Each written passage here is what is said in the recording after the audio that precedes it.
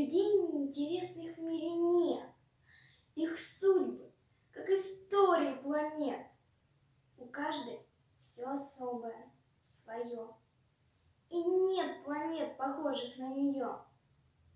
А если кто-то незаметно жил и с этой незаметностью дружил, он интересен был среди людей самой неинтересностью своей. У каждого свой тайный личный мир. Есть в мире этом самый лучший миг. Есть в мире этом самый страшный час. Но это все неведомо для нас. Если умирает человек, с ним умирает первый его снег, и первый поцелуй, и первый бой. Все это забирает он с собой. Да, остаются книги и мосты, машины и художников холсты.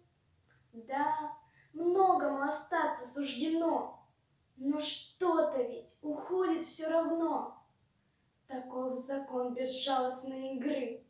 Не люди умирают, а миры. Людей мы помним, грешных и земных.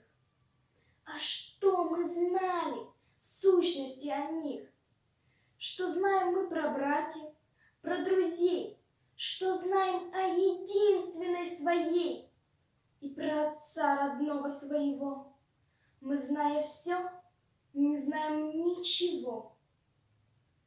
Уходят люди, их не возвратить. Их тайные миры не возродить.